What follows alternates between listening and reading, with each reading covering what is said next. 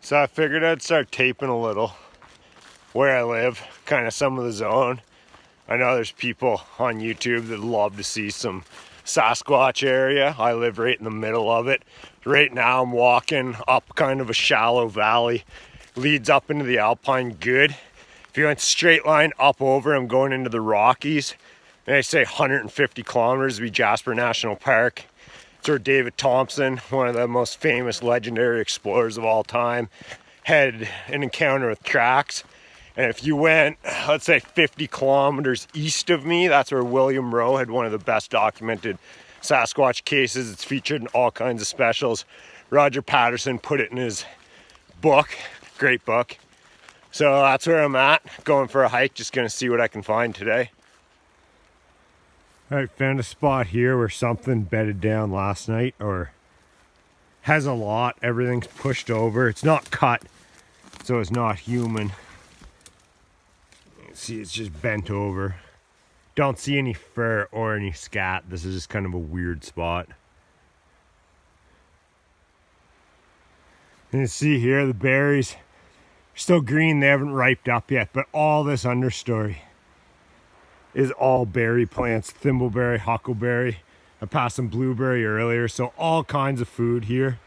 You got to think, if Sasquatch is running around, he's an 800 to 1200 pound animal. He's got to be the same as a grizzly bear, which they are just getting ready to get into berry time, and then they just got like a month and a half of pure berries before the salmon run comes. I'm just about to hit the stream now. You can probably hear it in the background. Then hike up back.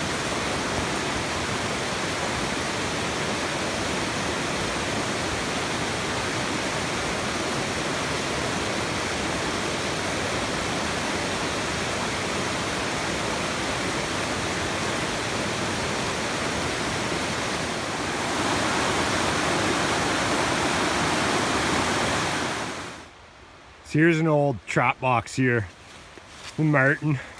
I put the snare inside, comes in, does himself. Old trap trail I'm going up. That's why it's open. Just interesting to see the old boxes still up. Just coming up the trail here, I just ran into the old trapper's cabin. Just coming up on it here now.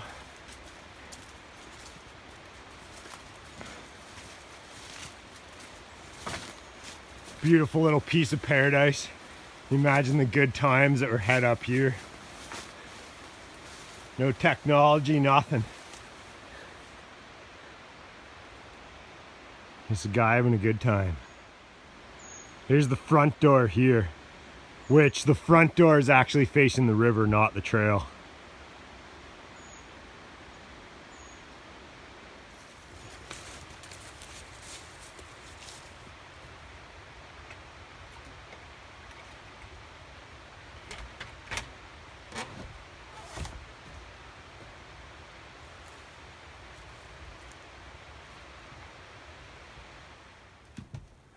All right, here's the inside. Little table here. That must have been the old bed. Barrel to keep your supplies. There's still stuff in there. 1982 on the calendar, which for up here is a long time ago. You get your old lanterns. I'm impressed this place is this good and people haven't ransacked it. These usually get tore apart. This almost looks like somebody came up. See a wood stove there. This almost looks like people have come up and stayed in it. They hung the mattresses up. What a place to come have a weekend. Old traps still hanging on the wall. Piece of history right here. Piece of history. There's an upstairs too. Ladder. Oh, it is right here. It was a bunk and it's open.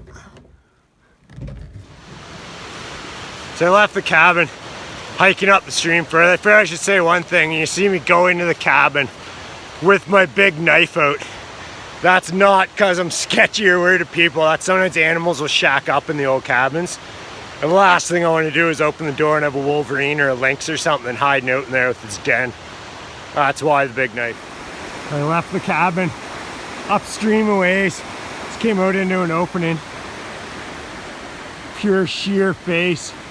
Just shows the ruggedness of the terrain, how easy it'd be for something to hide up here. And then just thick wall of brush on the other side. So just coming up this trail, eyes on the ground, looking for tracks. I come up, and what do I find? Oh, bammy, bush treasure, a moose paddle. Pretty good, still brown, bit of chew, looks like it dropped it last year. You know, set it in the open here. It's a pretty good one. I have a huge collection of antlers at home. I love finding these. So it makes it worthwhile living in this terrain. So here's an important plant to mention, 2 reasons. One, those berries are about to turn red. And every time you come into a Devil's Club patch, you'll see bears just mowing these down. Their scat is just like jam. All they're eating is berries. So where this is, you know there's a good food source. And then the other reason, just as a person, get down and look at it, the thorns on that thing, they hit you, they stick into you, and they got a touch of poison. They'll fester up, and it could take months to get those out of you. This is an awful experience to go through these.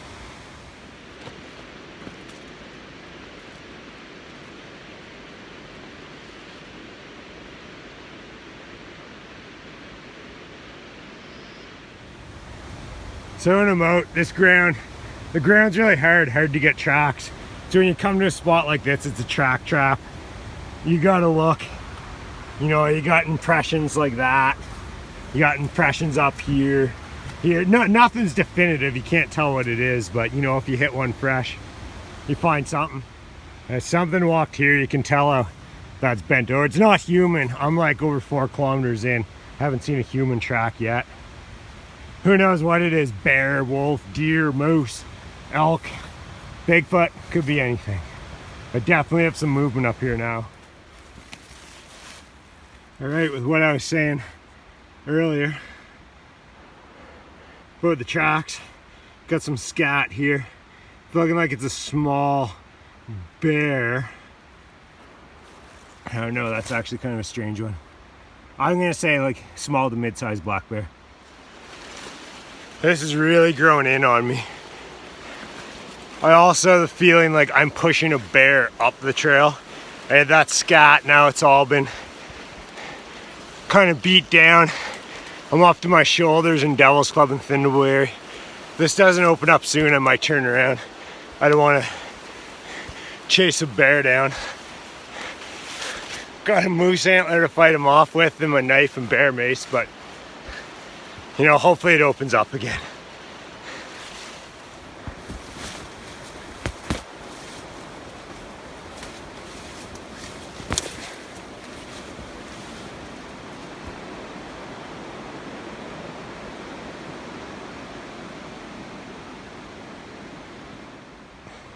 All right, I got off that trail and I'm onto a moose trail now coming up.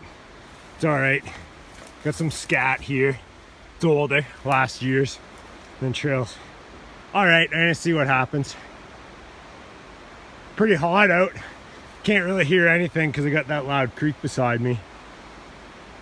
Big valley of untouched territory though.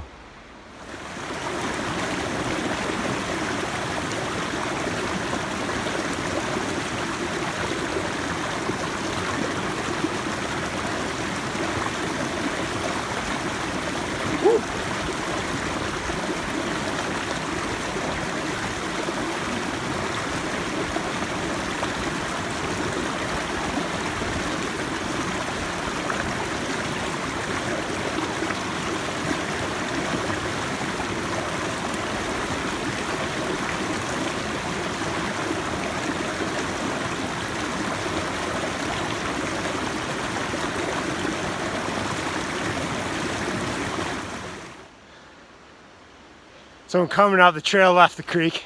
It forked.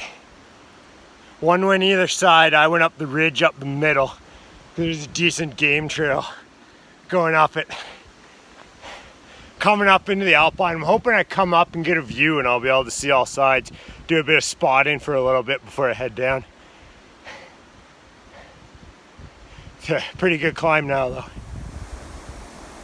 So there's the valley I just hiked up from that far side there.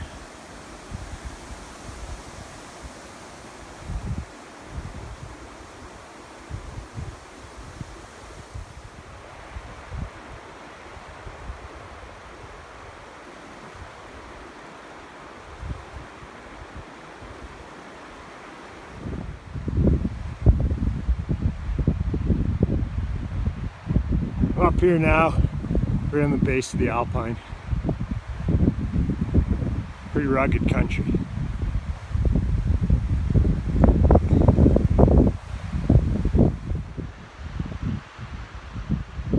So I hit up here, sitting here for a while. It's my favorite thing to do is just get a good view. Got cliffs on the other side, a back valley, a couple trails across and openings, and just sit here and watch them. I don't even know what to film. Out looking for Bigfoot. Just thought I'd try something new. So I'm sure I'll get better at it. One thing I never do, I'm not big into tree knocks and whooping and making noises and all that. Like if Bigfoot's out there and they're as smart as people and the goal is to stay away from people, you're not going to come out on the weekend, let out 2 whoops and get an answer, and they know who you are. Best thing to do, I find, is come out, be chill, quiet as you can, just come in and take your time. I spend a lot of time in the woods, so I try to just go as quiet and peaceful as possible.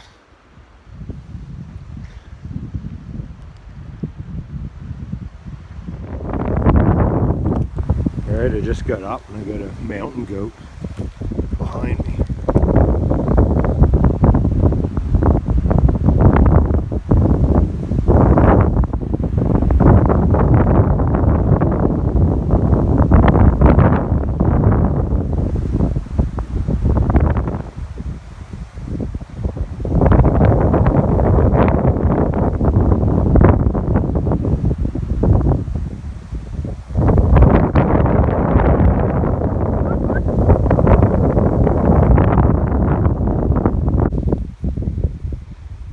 I was sitting up there looking out at this, and the mountain goat just came up right here across below me, came out here.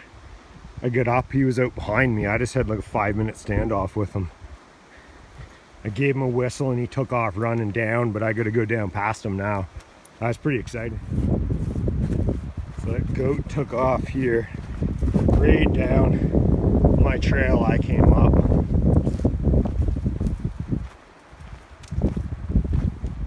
He's tearing it up too. It looks like he's on a good run down it.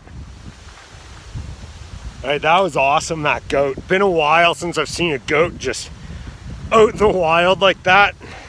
Shows too, I was sitting there for half an hour, dead quiet, didn't say anything till just on the camera. He walked 100 feet underneath me, crossed me, circled my back, and was waiting on the trail for me. So it just goes to show, anything can be lurking anywhere.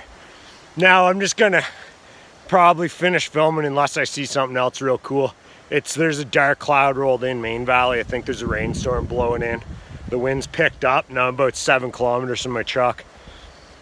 So I'm just gonna put the hammer down, try to get to my truck. If I see anything else good, I'll tape it. So that rainstorm I was saying, I could see the clouds that came. It's raining now. I'm just drenched. It's about halfway, about 3 kilometers of the truck. So my mode is don't go fast enough to get hurt, but just don't stop moving so I don't get cold. I figured I'd just do a couple closing comments, my thoughts on Bigfoot. And I said, I don't do tree knocks. That's because I've heard them before. Me and another guy heard them, and it was the most violent, get the hell out of here tree knocking ever. So I find it's very aggressive.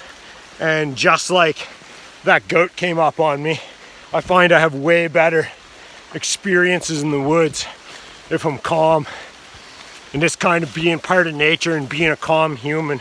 I find going out hooping and hollering and doing tree knocks and stuff just seems aggressive and you just scare everything away. But anyone who's out there doing that, good on you. As long as you're out in the woods having a good time, that's all that really matters. More people just need to get out, go for an adventure in the woods. Okay, putting it away. making a mad dash for the truck.